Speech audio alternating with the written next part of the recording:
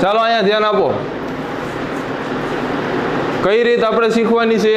મધ્યસ્થની રીત. બરોબર, મધ્યસ્થની રીત. તો મધ્યસ્થ જો યાદ રાખજો, આમાં પરીક્ષામાં ભૂલ ન થાય. અહીંયા શું લખેલું છે? મધ્યસ્થ. અગાઉ આપણે જે મધ્ય કની રીત શીખ્યા એ કઈ રીત કહેવાય? FIUI ની રીત, એટલે FIUI વાળી રીત કહેવાય. પણ અહીંયા જ્યારે સ્થ આવે મધ્યસ્થ ત્યારે એની અલગ રીત આવે, એ આજ આપણે શીખવાની છે. તો મધ્યસ્થમાં તમારે આ એક જ વસ્તુ યાદ રાખવાની. અહીંયા લખવાનું તમારે CF. શું લખવાનું? CF. અને CF ને ગુજરાતીમાં શું કહેવાય? CF ને શું કહેવાય ગુજરાતીમાં? સંચયી આવૃત્તિ. શું કહેવાય? સંચયી આવૃત્તિ. પણ આ બધું ન યાદ રહે તો કાંઈ વાંધો નહીં. આપણે ખાલી એટલું યાદ રાખો કે મધ્યસ્થની રીત જ્યારે આપણે ચાલુ કરવી, બરોબર, ત્યારે અહીંયા શું લખવાનું? CF લખવાનું. ખ્યાલ આવી ગયો? હવે CF કઈ રીતના મળે? કેટલાને આવડે છે? હાલો હું તમને કહું. CF કઈ રીતના મળે? તો કે જે પહેલી જે સંખ્યા હોય ને, પહેલી સંખ્યા એને એમનામ જ રાખવાના. પહેલી સંખ્યા કઈ છે? 5. તો 5 ના 5 સામે મૂકી દેવાના. હાલો આટલી જ ખબર પડે ને. પછી ક્રોસમાં સરવાળો કરતા જવાનો. ક્રોસમાં એટલે આવી રીતના 5 માં કેટલા નાખવાના? 8. 5 ને 8 કેટલા થાય? 13. હાલો 13 માં કેટલા નાખવાના? 15. તો 13 ને 15 28. હાલો 28 ને 12 40. હવે 40 ને 10 50. 50 ને 11 61. 61 ને 9 70. ચાલો મધ્યસ્થ એટલે CF મેળવતા આવડે? આ લાઈન મેળવતા કેટલાને આવડે? બધાને આવડે ટૂંકમાં, એમ ને. હવે CF મળી જાય પછી મધ્યસ્થનું સૂત્ર એક યાદ રાખવું પડશે. મધ્યસ્થનું સૂત્ર M. M એટલે શું થાય? પહેલા તો M એટલે થાય મધ્યસ્થ. મધ્યસ્થનું સૂત્ર છે એટલે M આવે ને. તો M બરાબર L વત્તા કૌંસમાં n/2 માઇનસ CF છેદમાં F ગુણ્યા H. આ મધ્યસ્થનું સૂત્ર કહેવાય. નો આવડે ને તો 5 વાર લખીને વ્યવસ્થિત પાકું કરી નાખજો. બરોબર? આ શું કહેવાય? મધ્યસ્થનું સૂત્ર. ચાલો જો યાદ રાખવા માટે તમને કહું, બહુલકનું સૂત્ર તમને આવડે છે? આવડે જ છે ને. તો જો બહુલકના સૂત્રમાં આગળ L હતો, પાછળ H છે, તો આમાં એવું આવે. એટલે તો કંઈ યાદ રાખવાનું નથી. હવે ખાલી અંદરનું યાદ રાખવાનું છે. તો અંદરનું કઈ રીતના યાદ રહેશે? તો ઉપરનું આટલું યાદ રહે, n/2 માઇનસ CF યાદ રહે ને, n/2 માઇનસ CF. અને નીચે કંઈ નથી જાજુ, નીચે ખાલી શું છે? એકલા F. ટૂંકમાં આટલું જ યાદ રાખવાનું થયું ને તમારે. નીચે ખાલી F છે, બરોબર? એ તો યાદ રહે તે નીચે એકલા F આવે. ઉપર શું આવે? n/2 minus CF. અને બહુલકમાં આવતું તો એવું આવે આમાં, આગળ એ હાલ ને પાછળ જ. રેડી? તો એ તમે યાદ કરી નાખજો. હવે જે વસ્તુ સૂત્રમાં છે ને એ પહેલાં તમે મેળવી નાખો. ચાલો તો આ બધી વસ્તુ મેળવવા માટે તમારે એક આમ ખાનું કરવું પડશે. ખાનું કેવી રીતના કરશો? આમ ખાનું કેવી રીતના કરશો? ખાના કરવા માટે પહેલાં તમારે મેળવવાનું n/2. શું મેળવવાનું? n/2. એમાં n કોને કહેવાય? તો કે CF ની સૌથી છેલ્લે જે કિંમત આવેલી હોય એને n કહેવાય. ખ્યાલ આવ્યો? n કોને કહેવાય? CF ની સૌથી છેલ્લેની કિંમત. છેલ્લેની કિંમત કઈ છે CF ની? આમ છેલ્લે જોતા જાઓ, કઈ કિંમત છે? 70 છે ને. હવે 70 ને શું કહેવાય? n કહેવાય. શું કહેવાય? n. આપણે શું મેળવવાનું છે? n/2.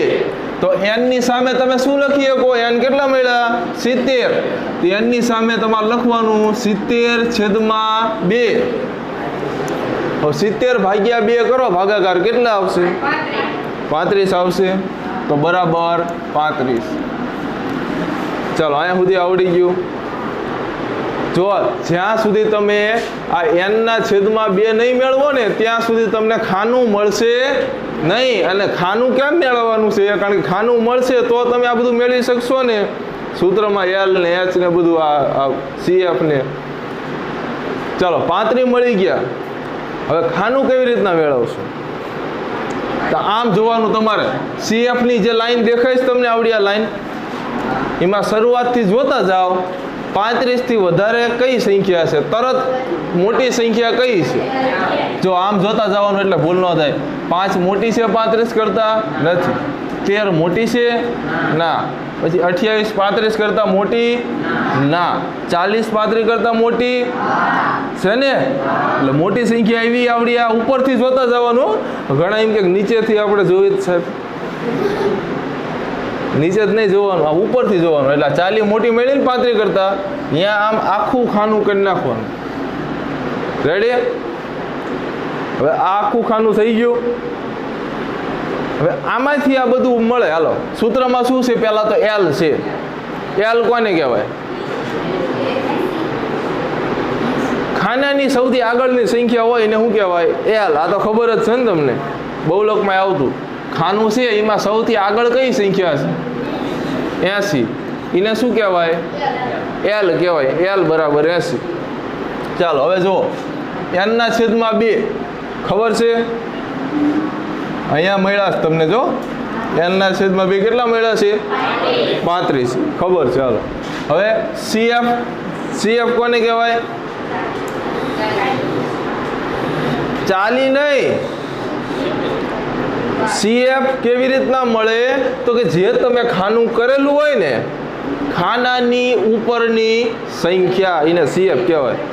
ખાનાની ઉપર કઈ સંખ્યા આવેલી?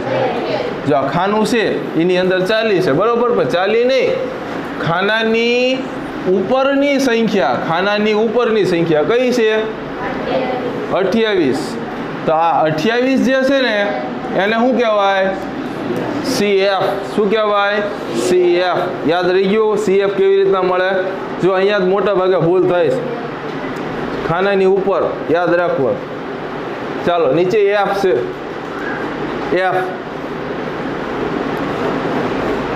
F કોને કહેવાય? ખાનાની વચ્ચે જે આવેલી છે એને શું કહેવાય? F કહેવાય. હવે H કઈ રીતના મળે? આ શરૂઆતની સંખ્યા જોવો ને, એમાં મોટીમાં નાની બાદ કરી નાખો. 40 માં 20 જાય તો 20. એટલે H કેટલા મળી જાય આપણને? 20 મળી જાય. ચાલો આ બધી વસ્તુ મળી ગઈ. અહીંયા સુધી કેટલાને આવડે? ખાલી ખોટી આંગળી ન ઊંચી કરતા હો. આવડી ગયું ને બધાને? હવે શું કરશો તમે કહો તો? જેની જે જગ્યા હોય એની જગ્યાએ મૂકી દેવાની, બરોબર? ચાલો હવે આપણે બરાબરના બરાબર. હાલો L કેટલા છે અહીંયા આમાં જોતા જાઓ? 80. એટલે L ની જગ્યાએ નીચે મૂકવાના 80. વત્તાના વત્તા, કાઉન્સના કાઉન્સ. અહીંયા જો n ના છેદમાં 2 છે, તો n ના છેદમાં 2 કેટલા મળ્યા છે? 35. તો n ના છેદમાં 2 ની જગ્યાએ 35 મૂકી દીધા. માઇનસના માઇનસ. CF અહીંયા મળ્યા CF ખાનાની ઉપર 28. નીચે F અહીંયા મળ્યા. જો F બરાબર 12. અને H કેટલા મળ્યા? H મળ્યા 20. રેડી અહીંયા સુધી? હવે આખા સૂત્રમાં અહીંયા જે કિંમત મૂકી એમાં તમે જુઓ કે શરૂઆતમાં શું થશે? કાઉન્સની અંદર હોય પહેલા થાય. કાઉન્સની અંદર અહીંયા શું થશે? આ બે વચ્ચે કયો સંબંધ છે? બાદબાકીનો. એટલે 35 માંથી 28 કાઢવાના. બીજું બધું એમનામ રહેશે.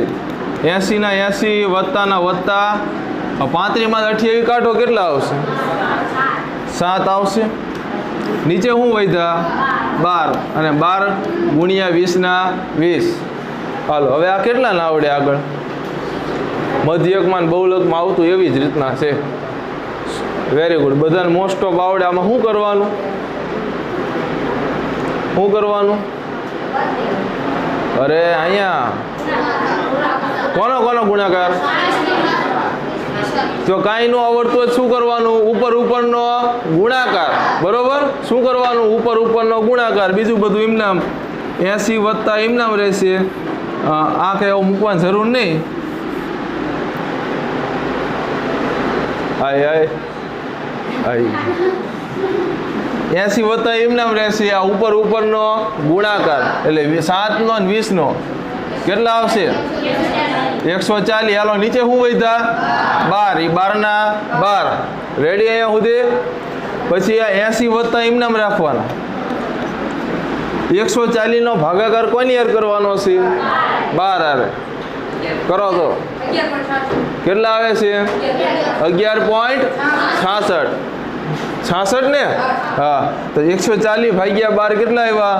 11.66. હાલો આનો નાનો સરવાળો કેવી રીતના કરશો? તો કે 80 અને પોઈન્ટ પહેલા કયો આંકડો છે? 11. આ બેનો સરવાળો કરી નાખો. 80 અને 11 કેટલા? 91. અને પોઈન્ટ વાળી સંખ્યા વાંહે લખી નાખો એટલે 66. એટલે આ આપણને મળી ગયો મધ્યસ્થનો જવાબ. રેડી? આવડી ગયું?